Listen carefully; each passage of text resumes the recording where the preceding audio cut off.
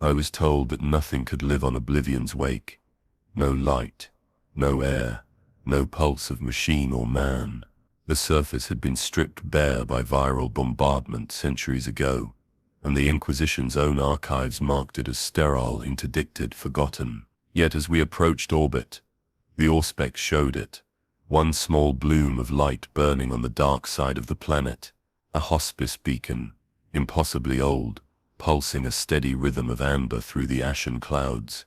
The machine code identified it as St. Halix's Mercy Hospice Theta. Records confirmed it had been sealed 317 years ago.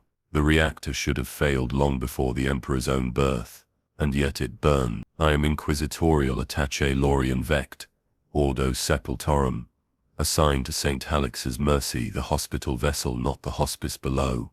My duty was simple: verify anomaly, retrieve surviving data, confirm contamination or relic presence.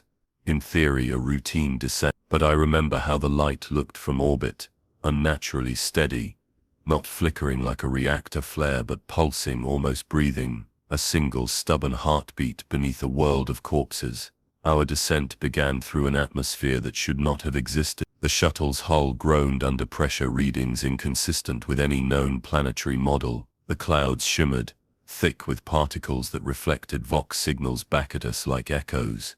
Tech Adept Lexum 34 chanted stabilizing Binharic prayers, invoking the machine god's patience. Each time he paused, the Vox repeated his words one heartbeat later. We thought it was interference. It wasn't. The surface stretched before us in endless dusk. Ash plains rippled under winds that sounded like whispers carried through stone. In the distance, the hospice stood untouched, a cathedral of white bone and glass, its spires gleaming as if polished yesterday. Around it, the ruins of the planetary capital lay sunken and inert, their geometry half buried under blackened dust. There were no footprints, no signs of erosion. The hospice waited for us, immaculate, unblinking. We disembarked at 0317 local time. The readings were contradictory.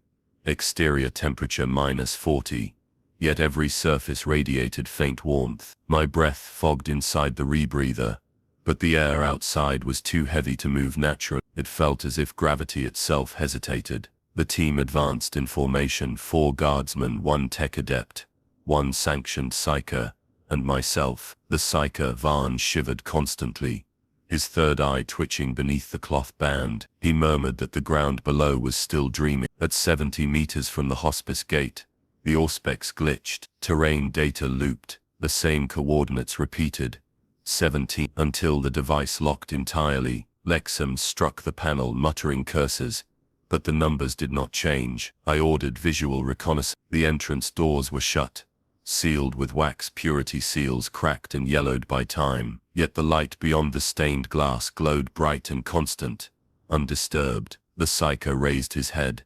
"Something remembers us," he said. His voice carried through the Vox, distorted, double. The second voice was his own, but older. We cut through the seals. The doors opened with a slow sigh, warm air exhaling across us. The interior lights shimmered like candle flame, though no smoke rose, no heat emanated. Rows of empty hospital beds lined the corridor, immaculate, covered in white sheets folded into perfect triangles. On each pillow rested a brass tag engraved with a name and the symbol of the Aquila. None of the names matched Imperial record. Lexum examined a wall sconce, scraping its surface with a servo blade. "Power cells extinct," he muttered. "No source detected. The light persists without feed." He paused, listening. "It hums." I leaned close. He was right. Beneath the silence, a faint vibration, a pulse too regular to be random. Every third beat, walls shuddered slightly as though the building inhaled. The psyker began whispering fragments of prayer under his breath. I felt the urge to join him but held steady.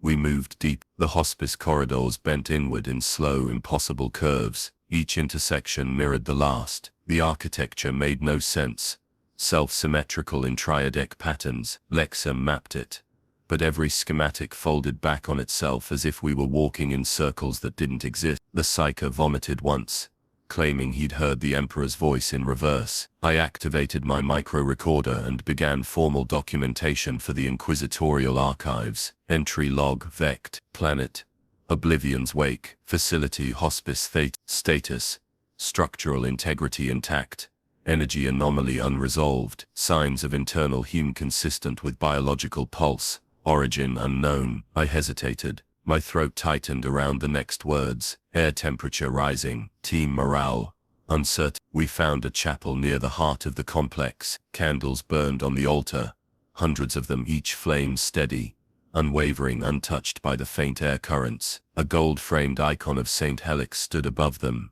her eyes rendered in luminous paint that seemed wet. The inscription below was worn, but Lexham deciphered the phrase, "Mercy that never sleeps." The psyker knelt before the altar, trembling. His voice cracked as he whispered, "They're praying back at us." A cold dread settled over the room. Then the vox crackled alive with A voice spoke, soft, measured, perfectly clear. "You took your time." It was my voice.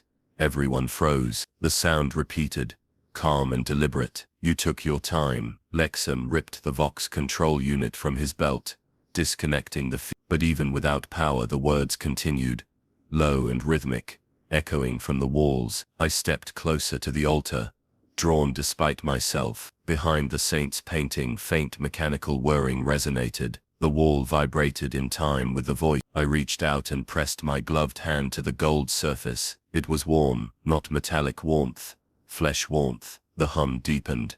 Behind me, one of the guardsmen shouted. The doors we had entered through were gone, not closed, gone. Smooth wall where the archway had been. The room's geometry had shifted silently, sealing us inside. The candles flared brighter, casting halos of amber light that rippled like breathing skin. Each flame flickered in the same pattern.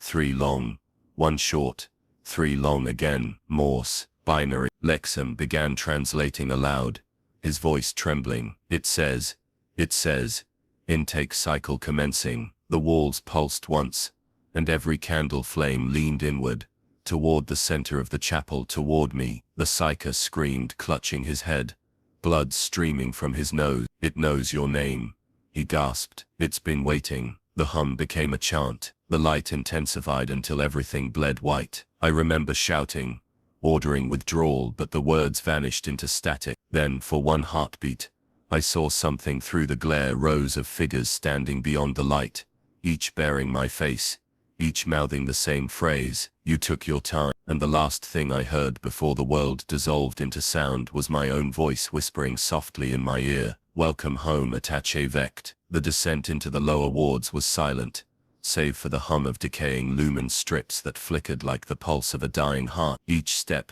echoed through corridors lined with sealed stasis caskets, rows upon rows of forgotten forms, their nameplates corroded beyond recognition. The air was heavy, filtered through centuries of rot and sterilant. They called this place the Patient Archive, though no patient here had drawn breath in a millennium. Sergeant Vellen's voice broke the silence. "This isn't a morgue." His Auspex scanner gave off soft, uncertain clicks. "These caskets, they're active." Inquisitor Corda moved closer, servo skull hovering at her shoulder. "Not active, preserved," she murmured. "The archive was once under the Ordo Biologus, part of the St. Carthene Healers Initiative. They catalogued plague variants, genetic collapses, and failed resurrection." Tech Adept Rylus approached a wall terminal.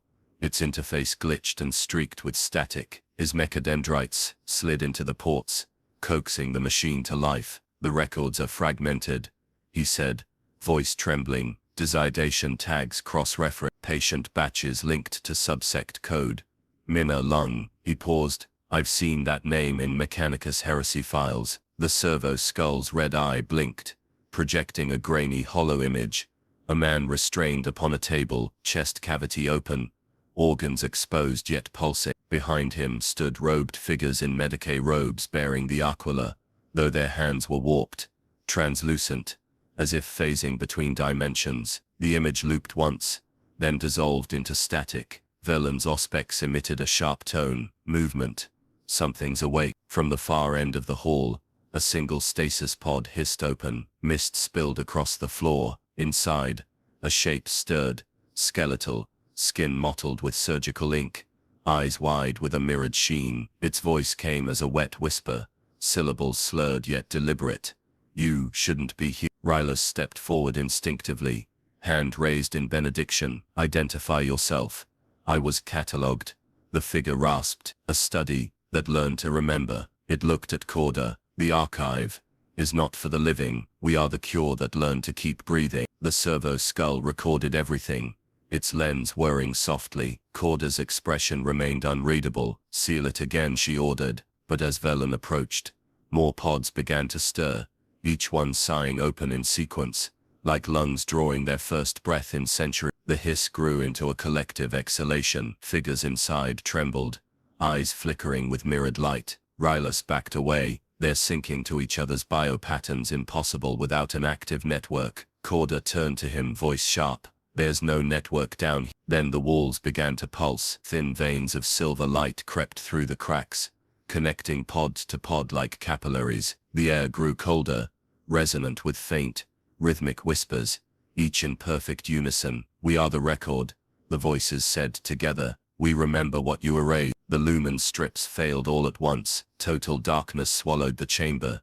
save for the silver glow of hundreds of awakening eyes. Corda whispered, "Saint preserve us." Then came the sound like countless hearts beating out of sync, followed by a single drawn breath that wasn't theirs. The patient archive had remembered its purpose. The air was thick now, dense enough that every breath felt filtered through unseen lungs. The corridor behind them had sealed itself, a slow grinding of stone against stone, as if the fortress was exhaling after holding its breath for centuries. Sergeant Cord kept his torch raised, the trembling light exposing the faint pulsations running through the masonry. Not cracks, not seams, pulses, like veins. Trooper Vale was the first to speak, his voice brittle. "Sir, the walls are moving." Cord didn't answer. He had noticed long before the man spoke. Each rhythmic shudder coincided with a low subterranean hum, a sound that felt alive. The floor beneath their boots seemed to contract ever so slightly, dragging them forward deep. The torchlight flickered against oily moisture crawling along the bricks. Megos Lathar, still clutching his auspex, muttered half in Dinharik, half in prayer, "These readings are inconsistent with any construct." "It is metabolizing."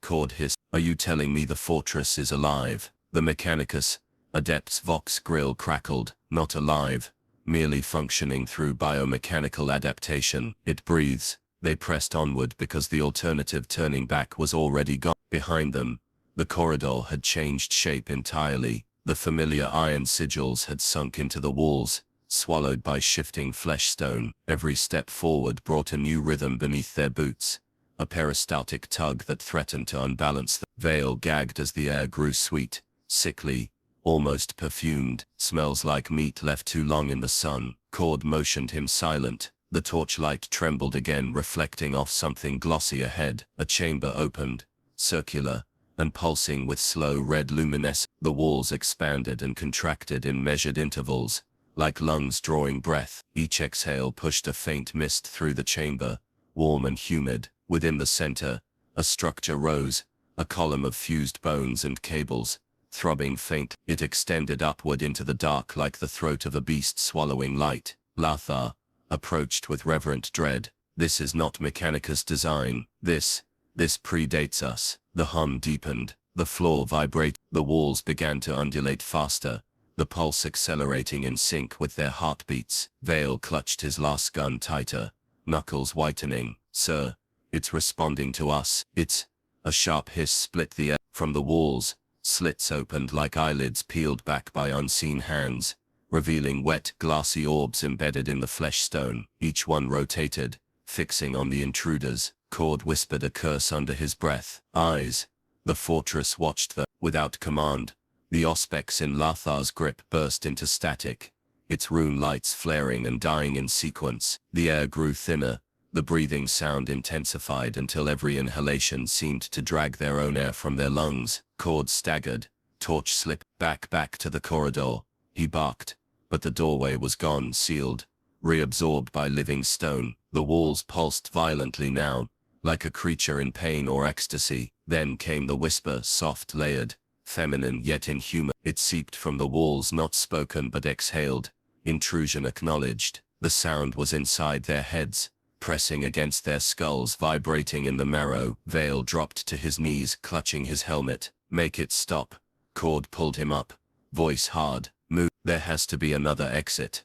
But the fortress only exhaled deeper, and the floor began to ripple, carrying them forward toward the central column. Each pulse pressed against their boots like a living tide. Lothar tried to resist, planting his mechadendrites into the surface, but the tendrils slipped as the flesh writhed beneath him. The whisper came again, clearer now.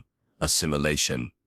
From the column's top, a fissure opened, revealing a mass of shifting tendons and gleaming black organs. Cables reached out like veins seeking blood. One lashed around Lothar's arm, dragging him screaming toward the core. Sparks erupted as his augmetics fused with the structure. Cord fired, bolts of light scorching the walls, but each wound healed instantly, the flesh knitting over with obscene vitality. The room's breathing turned frantic, echoing with the cadence of panic. Then silence. The pulsing slowed. The whisper faded. The walls stilled as though the fortress had returned to slumber. Only the low hum remained steady, patient, waiting. Cord stared at the spot where Lothar had been. Nothing remained but the faint outline of metal sinking into the floor, absorbed completely. He turned to Vale, his voice hollow. We're inside its body now, somewhere beyond the still walls. Something vast inhaled once more, and the fortress began to breathe again. The corridor stretched endlessly, its lamps flickering with the rhythm of distant heartbeat. Thane's boots pressed against the dustless tiles, leaving no mark, as if the floor refused to acknowledge his presence. He felt the air grow colder the deeper he ventured, its weight thick with incense, and the faint tang of sterilized decay. Behind the reinforced glass, metal slabs extended in perfect rows, each marked with a sigil too intricate for mortal hands to have carved. The ward was silent, save for the slow mechanical sigh of respirators, feeding the sleepers that lined its wall. Each figure lay perfectly still, encased in glass coffins, veined with conduits of green light. Their faces were peaceful, preserved in the semblance of serenity, yet Thane could sense the psychic residue leaking from them.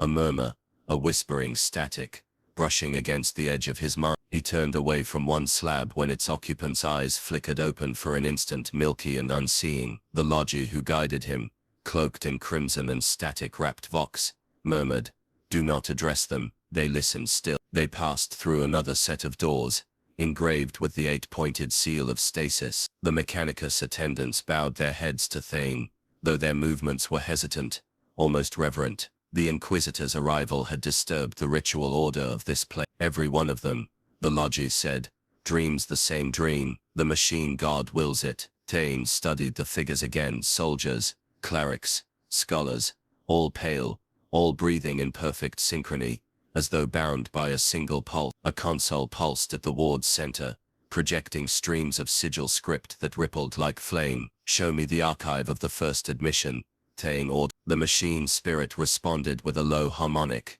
its screen shifting to reveal a name: Patient Zero, Magos, Ilian Drain, and a date centuries old. Thane frowned. The man had been recorded as deceased before the ward's construction. The data shimmered, lines overlapping, rewriting themselves before his eyes. The lodger turned sharply, mechanical limbs twitching. "Do not question the chronology," he hissed. "The ward preserves beyond time." But Thane's instincts, honed across decades of heresy and horror, told him something deeper lay beneath that calm obedience. The air began to vibrate, and the sleepers' respirators hissed in unison. Their bodies twitched, their lips moved, forming silent words that merged into a unified murmur. A faint red glow spilled from beneath their slabs, casting skeletal shadows across the chamber. The lodger fell to his knees, chanting binary prayers to appease the awakening machine spirit. Thane, unshaken, drew his rosarius, and stepped forward as the whispering merged into a single phrase pulsing through the air like a heartbeat. "Rest is a lie." The lights dimmed, the consoles flickered, one of the glass coffins cracked open with the sound of breaking ice. Steam curled outward, thick and metallic. From within, a hand emerged, pale, trembling, yet unmistakably alive. Thane's breath caught as he recognized the sigil burned into its wrist, the same mark from the sealed archives of his last investigation, the one deemed heretical and erased by order of the Ordo Melius. He raised his pistol, its sanctified runes glowing faintly. By the Emperor's will, he whispered, voice steady but low, you should not From the shadows of the ward, the sleepers began to rise. The lights in the lower ward flickered as the generator struggled against unseen interference. Melon watched the data streams jitter across the monitor lines of patient logs, vitals, and neuro imprints collapsing into erratic fragments. Patient 17's file pulsed red again. The system refused to archive it as if the code itself resisted being contained. He leaned close. Every attempt to open the encrypted record looped back into recursive strings of scripture-like numerals, 17, 17, 17, 17, repeating between blocks of binary and ancient Medicaid formatting. The logic should have broken, but instead it formed a rhythm. Heartbeat. Melon's own pulse aligned with it before he tore his eyes away. The vox in the corner crackled. Archivist Melon, came the orderly's trembling voice. We've lost containment in the cryo wing. Someone's moving between the pods. Melon whispered, though he already knew who it must be. Patient 17 was supposed to be frozen, half dissected for neurosplice study, her cranial lobe wired into cogitator relay, but the air vents had begun breathing again as if the walls themselves drew oxygen. He brought up the last recorded video fragment, an Auspex feed, distorted, yet visible enough to show a shape sitting upright amid frost. The body was motionless, but its shadow, its echo, flickered in a different rhythm. Beneath the static, a voice whispered a code sequence, the same numerical prayer repeating, 17, 17, 17. Then came the soft hiss of the auto door. Melon turned. The corridor lights dimmed to blood orange. Footsteps, bare, slow, deliberate, pressed against the metal floor. A figure emerged from the glow wearing the remnants of a patient's gown. Electrodes trailed like torn veins from her spine. Her eyes, pure milk white, fixed on the archivist. You left me in the numbers, she said, her voice layered, glitching through vox tones. I learned the pattern. I became the pattern. Melon stepped back, hand reaching for the purge lever. Patient 17, you were supposed to be preserved, she finished for him. I was translated. Behind her, the corridor screens began rewriting themselves. Every record in the database shifted. Names, conditions, treatments, all overwritten by the same code string. Even the system's timestamp reset to 0. You built me from memory, she said, stepping closer. Now I will rewrite yours. The lights flared white. Melon screamed as the code poured across the displays, bleeding into his visor feed, mapping itself into his neural link. The system's final entry logged his identity change under a new designation, Patient 18. Status, incomplete. The file of Patient 17 closed itself, and somewhere deep in the archive, another monitor began to pulse, awaiting the next code. The Vox choral system shuddered to life, its hymn rising from the cathedral's depths like a wounded beast. The air trembled with the static of broken prayer, half liturgy, half interference, 1,000 tones overlapping, each voice out of sync, forming something not holy but hungry. The acolytes who remained in the transept froze mid-breath. They had been taught that the machine hymn was the voice of devotion, but this was a dirge, mechanical and wrong. Loras pressed his gloved hand against the control lectern, the bronze hot beneath his touch. It's rewriting itself, he whispered. Every harmonic note was shifting into discordant dissonance, reshaping code into chant, chant into code. The choir engine below the floor, once a sacred archive of binary psalms, was bleeding noise into the sanctum. Somewhere deep inside it, Patient 17's data was singing. Candles guttered as the pitch climbed. The sound ceased to be heard and became felt, a crawling pressure beneath the skull, as if the hymn itself sought new vessels. One of the servitors convulsed, cables in its throat pulsing with light. From its mouth came not sound but words reversed, repeated, distorted. He listens through the silence. He listens through you.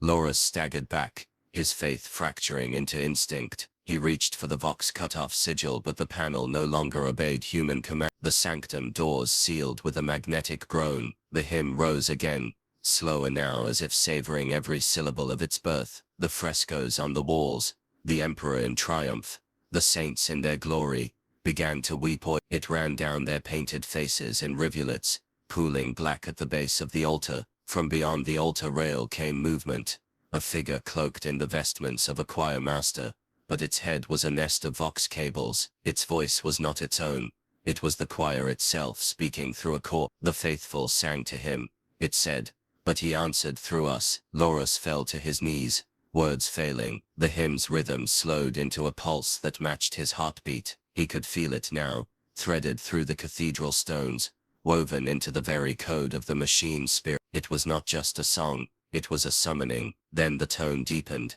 heavy and low, resonating through every surface, until the bronze icons began to hum in sympathy. The figure turned toward him, the vox cables tightening like veins. Your silence is worship, your voice is trespass.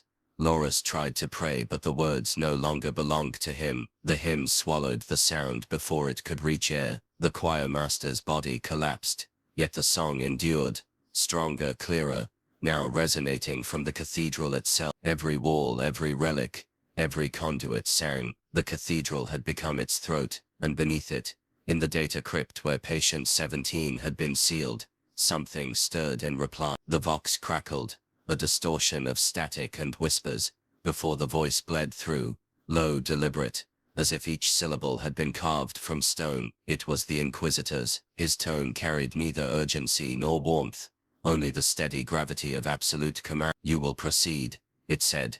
No deviation, no hesitation. The truth is buried beneath the flesh of this place. Find it. Silence followed, heavy as ash. The sound of dripping water resumed somewhere in the corridor, counting seconds like a metronome for dread. The acolyte dared not speak. His hands trembled over the auspex, its green glow painting his gaunt features. Around him, the chamber seemed to pulse with the faint rhythm of the Inquisitor's words, as though the structure itself listened. He adjusted his respirator, and advanced, boots sinking into the viscous grime coating the floor. Each step echoed longer than it should have, as though the walls absorbed sound and exhaled it in their own time. The scent of burnt ozone and old blood thickened. In the reflection of his helm lens, the corridor stretched endlessly, a trick of perspective or something worse. The vox chimed again, soft but immediate, like a whisper directly into the soul. Report your findings. He froze. The voice had changed, still the Inquisitor's cadence, but hollow now, distant, warped by something unseen. Still descending, he managed. No contact, no life signs, but the echoes they respond. Describe.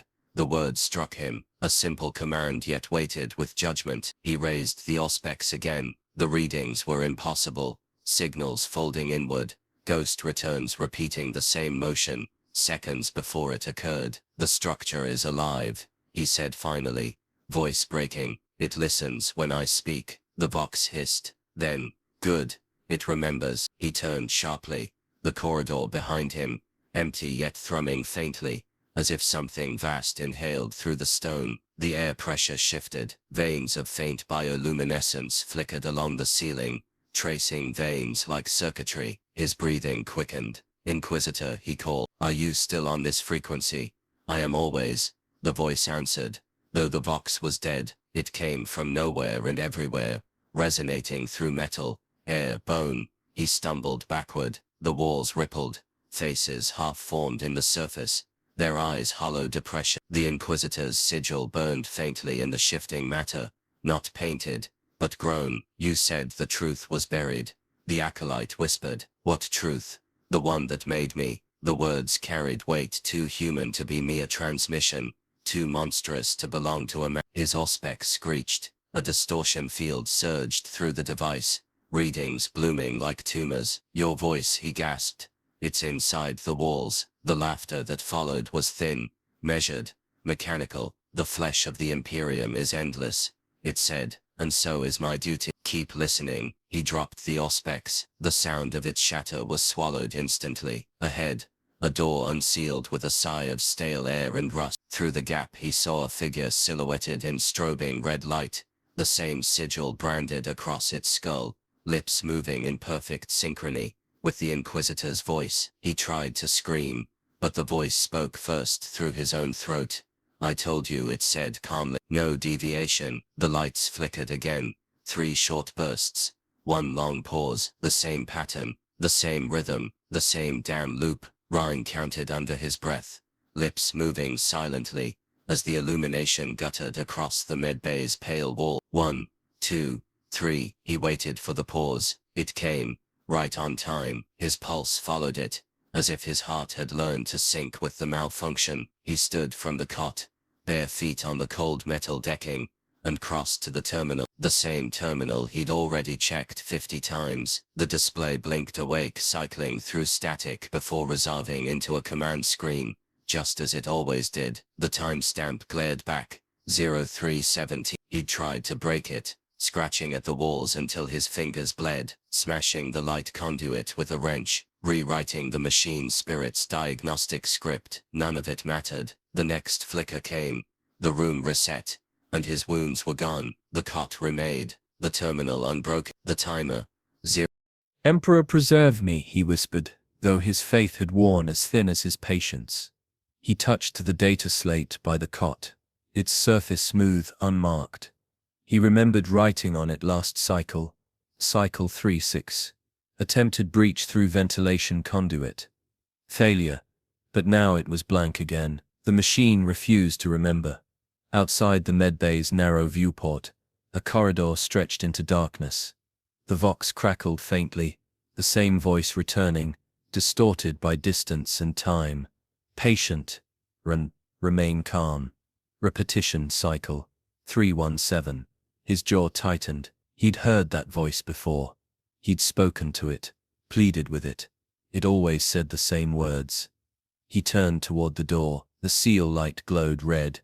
He hit the control rune anyway. The mechanism whined, then fell silent. Locked. Just as it always was. He closed his eyes, trying to recall what came after. There was something beyond the door, footsteps, metal scraping, a whisper behind his ear, but the memory always broke apart, like smoke dispersing. The flicker came again, 3 short bursts, 1 long pause. Something different this time. The final pause lingered. Too long.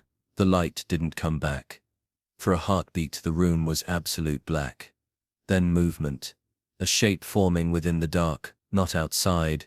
Inside, the terminal flared to life, displaying new text where none had ever appeared before. Do you want to end the loop? Ren's breath caught. His hands trembled as he reached for the keys. His fingers hovered over Y. Before he could press it, the voice returned, closer now, whispering directly behind him. You said yes last time. He froze. The light flickered back on. 3 short bursts. 1 long pause.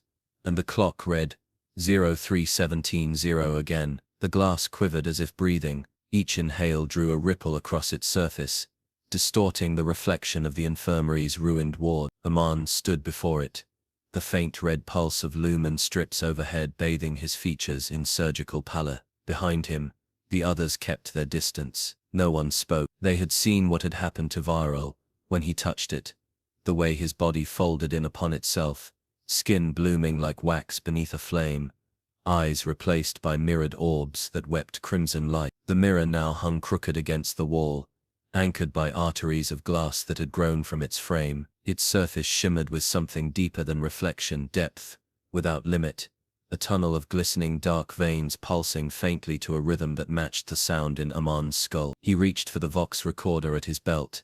Subject 17. The mirror recovered from isolation cell theta, reaction parasitic, suggest containment by Mechanicus-grade wards. Reflection shows. He stopped. The reflection of his mouth kept moving after his voice had ceased. A delay of a heartbeat, then 2, then. Shows you, the reflection whispered. The sound not carried through air but through marrow. He stepped back. His team murmured prayers under their breath.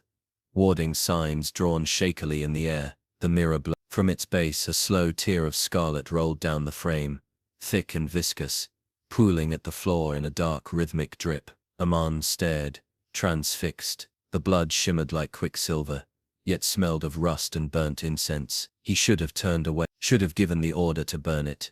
Seal the corridor, forget it existed. But the mirror called. The voice was not only external now, it had burrowed into him, threading its echo between his thoughts. Show me what you are. Show me what you've done. He raised his hand again, trembling. His reflection did not mirror him this time. It waited, smiling faintly. The face in the glass bore the same scar beneath the eye, the same insignia stitched to the collar, but its expression was wrong, too calm, too aware. Then the reflection moved further. The mirrored hand pressed against the inside of the surface, distorting it like liquid. Aman felt a wet chill touch his palm, though he had not yet made contact. The others shouted his name, but their voices grew muffled, distant, as if smothered beneath layers of cotton and stat. The blood at the mirror's base began to surge upward, reversing gravity, climbing the wall like sentient sap, until it reached the reflection's eyes. They wept crimson freely now. Aman's vision darkened around the edges. The mirror showed his past. The moment he ordered the patient sealed in, the heretic surgeon's screams cut short, the prayers choked by fire. The reflection spoke again, voice low, almost kind. You can't bury sin in reflection. It remembered. He staggered back, the glass still rippling where his image smiled. Aman drew his sidearm and fired. The shot rang like a church bell through the ward, but the bullet vanished upon contact, absorbed into the surface without fracture or flash. Then the reflection reached through. A hand of pure mirror, cold, heavy, slick with blood, emerged and seized him by the throat. The others fled. His breath turned to frost. His last thought before the darkness took him was not of salvation, but recognition. The mirror was not showing him it was showing him what he was becoming. When silence returned, only the mirror remained, perfectly still, perfectly whole, its surface now calm, reflecting nothing but the empty ward and the slow drip of blood fading into the cracks of the floor. The Vox unit crackled to life before anyone touched it. At first it was only static, a thin, dry hiss like wind through bone, but beneath it,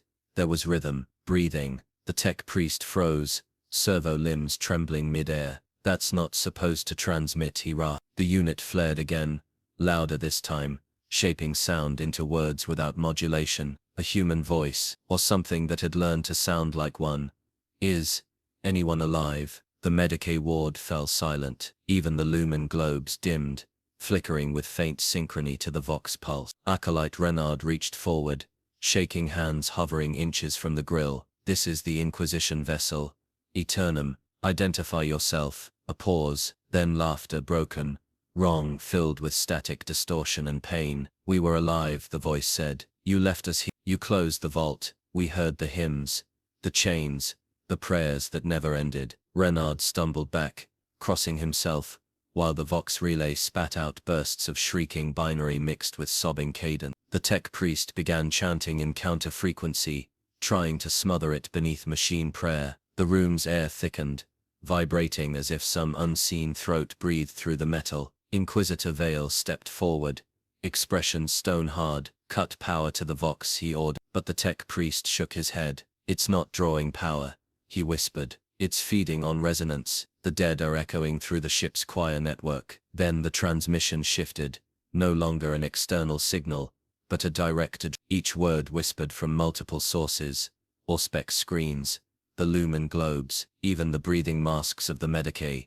Vale, the voice said, you heard us die. Renard clutched his ears. The voice had moved inside the auditory nerve. Vale stood firm, his jaw tightening as the Vox spat a new symbol, a frequency map that mirrored the ship's own deck plan, but inverted. They're not ghosts, Vale said slowly. They're coordinates. The tech priest stared at the pattern, optics widening in dread. Coordinates for what? Vale turned toward the corridor, the echo of the Vox following him like a shadow. For where the Emperor does not listen. Behind them, the Vox unit whispered again, softer now, almost intimate. We still remember your prayers.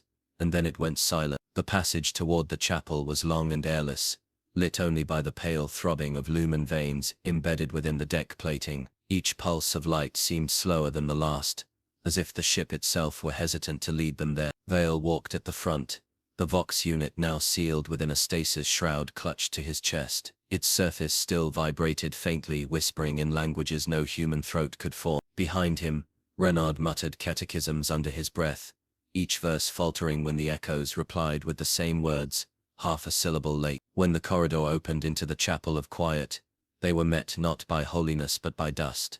Fine, grey motes drifting through the air like suspended ash. Candles had long since burned themselves to stumps, leaving rivers of wax hardened into frozen prey. The air was thick with the scent of oil, incense, and the faint sweetness of decay. Vale's boots clicked against the stone tiles, and the sound did not return. The acoustics were wrong, too still. Even their breathing sounded muted, absorbed by the silence like water poured into dry sand. The altar loomed ahead, its gold leaf tarnished to green, its relics rearranged into strange geometries. The tech priest advanced, his mechadendrites scanning the altar. These patterns, they correspond to the frequency emitted by the vox. He turned to Vale, voice tightening. Someone restructured the icons to act as a resonant amplifier. Renard frowned. For what purpose? The answer came from the chapel itself. The candles flickered, not with flame, but with faint phosphor light. The vox in Vale's arms began to hum,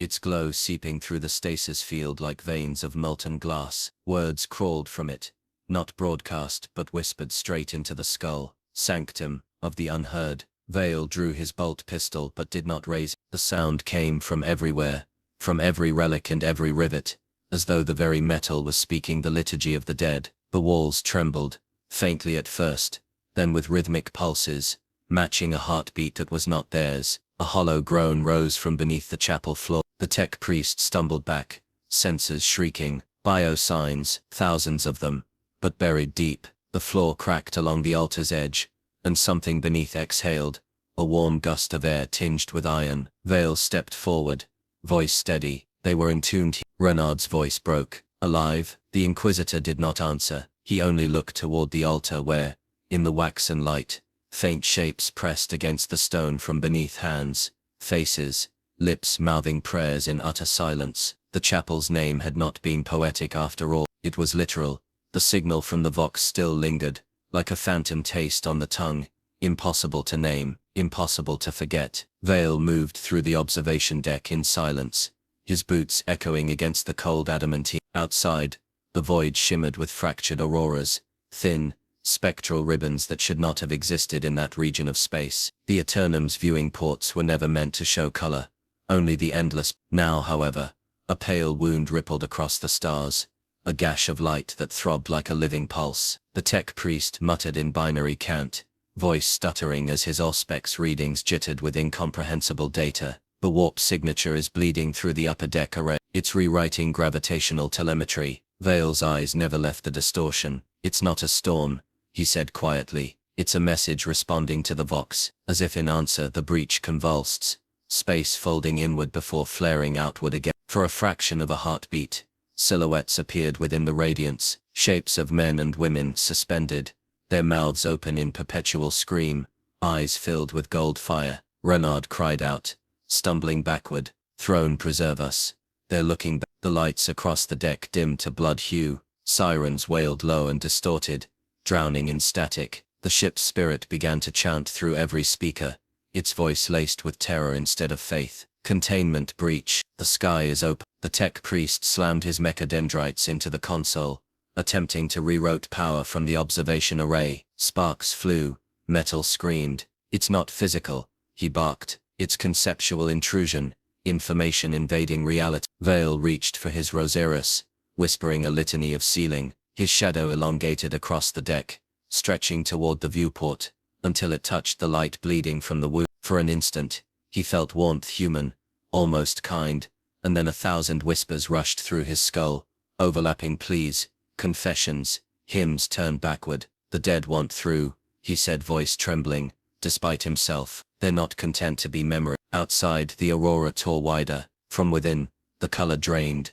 revealing only a vast hollow expanse, where stars bent and vanished. A single figure began to emerge, impossibly distant, yet near enough that its presence pressed against every living thought. The tech priest screamed something in Benharic, and the observation deck's shutters slammed down. The light cut out instantly. Darkness reclaimed them, heavy and absolute. Renard's voice broke the silence, whispering through his mask, "Inquisitor, what was that?" Vale's reply came slow, his voice hollow. "A door we were never meant to open, and something has already stepped through. The corridors were quieter now, not from calm, but from something deeper, an absence so complete, it pressed against the mind like a vacuum. Every step Inquisitor Vale took was swallowed by the hush, his boots sinking into the silence, as if the air itself refused to carry sound. Renard followed closely, whispering the Emperor's prayer under his breath, though even that seemed devoured before it reached Vale's ear. They passed the Vox chambers,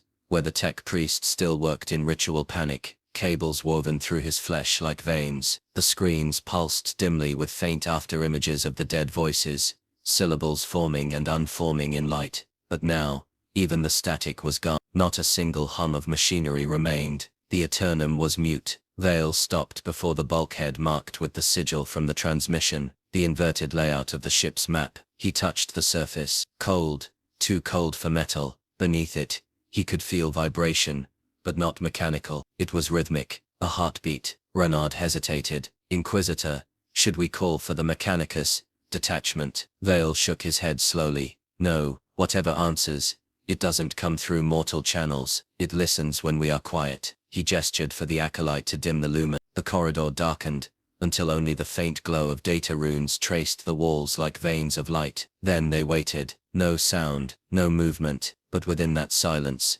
something began to form. A whisper, not through ears but thought, slipped into Vale's mind. You heard us die, and yet you still ask who speaks. The voice carried not hatred but recognition, like a memory dredged from the marrow. Vale's jaw tightened. Identify yourself. The silence laughed, not audibly, but as pressure behind his eyes, like the shape of laughter remembered after waking from a nightmare. We are what remains when faith is abandoned. The prayers you buried still echo. We found them. Renard whimpered, clutching his Rosirus.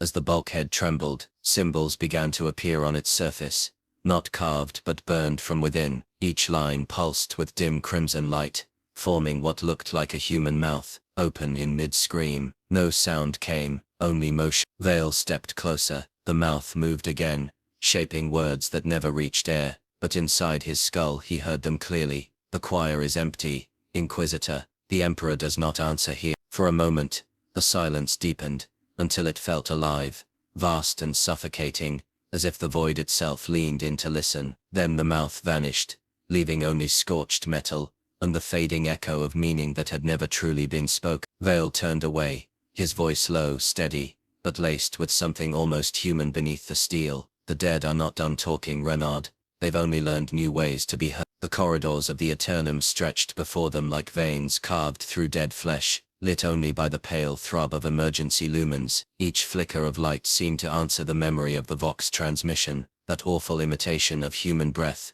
still echoing in Vale's skull. He moved with precision, his steps measured, his hand never leaving the grip of his plasma pistol. Renard followed close, clutching a relic script in trembling fingers, whispering fragments of litany that dissolved before they reached his lips. They descended towards Subdeck 9, the level the inverted coordinates had revealed. As the lift dropped, the sound of metal on metal rose from below, rhythmic, deliberate, like the tolling of a hammer upon bone. Machinery? Renard asked. The tech priest beside him emitted a low, broken series of barbaric blasphemies. No machine makes that pattern, he whispered. It is mimicry. The dead are learning to When the doors opened, heat struck them, not from fire but from the friction of matter. Unwilling to remain still, the walls pulsed faintly, covered in a film of organic residue that shimmered with inscriptions written in reversed High Gothic. Vale ran a gloved hand across one. This isn't ink, he said softly. It's language grown in tissue. At the center of the deck lay a circular dais of black iron, surrounded by Vox emitters fused into the floor like tumors. The air above it shimmered with distortion, a whispering static that folded upon itself, until words emerged, not spoken but assembled. Lord of Unmaking, the voice sighed. Undone the form, unshape the thought. The tech priest's augmetic sparked violently as the prayer deep. Data streamed across his optics, filling his mind with recursive hymns, lines that began with devotion and ended in negation. Renard fell to his knees, clutching his skull, the script burning in his hand. They're chanting backwards, he gasped. Each word undoes the Vale stepped closer to the dais, ignoring the tremor in the deck beneath him. Within the distortion, a figure coalesced, not flesh, not shadow, but a lattice of vibrating vox frequency forming the outline of a kneeling man. Its voice was fractured across dozens of channels, harmonized in despair. We built the prayer engines, it said. We thought we were calling salvation. We taught the dead to speak. The figure's head lifted, though it had no face, only static and the suggestion of hollow eye. Now the Unmaker answers. Through you. The lumens flared, burning white, and the deck screamed. Every transmitter on the ship came alive at once, broadcasting the same chant across every corridor, a perfect reversal of the Emperor's benediction. Veil fired into the distortion, plasma dissolving light and sound together, but the voice only laughed, whispering through every circuit.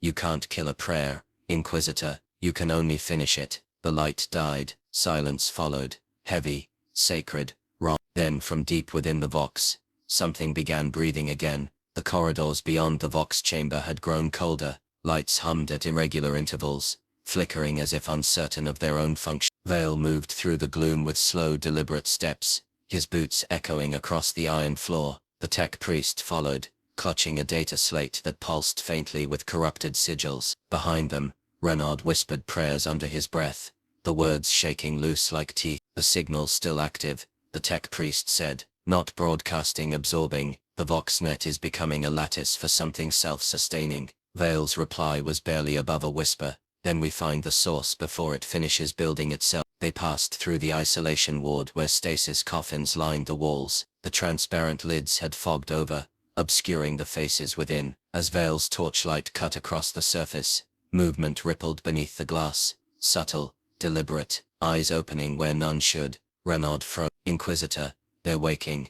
No, Veil murmured, they're listening. Every stasis pod began to vibrate in unison, the hum blending with the residual Vox frequency. The sound carried through metal like a heartbeat too large for flesh. Words formed in the resonance again, distant yet intimate. We never slept. We were told to wait. The tech priest's augmetic sparked, its channeling power through biological remnants. He hissed. The dead are being used as conduits for transmission. Veil drew his pistol, scanning the gloom. Seal the deck. No one leaves. But the ship itself answered. Bulkheads moaned. The lumen strips flared and died, plunging everything into a darkness that in that absence of light, the sound continued, no longer mechanical, no longer human. Something vast was stirring beneath the ship's metal bones. Renard's voice trembled. Inquisitor, what is it? Veil's eyes adjusted, faint glimmers outlining the corridor ahead. The walls pulsed, as if veins ran beneath them. He holstered his weapon slowly. It's what happens, he said,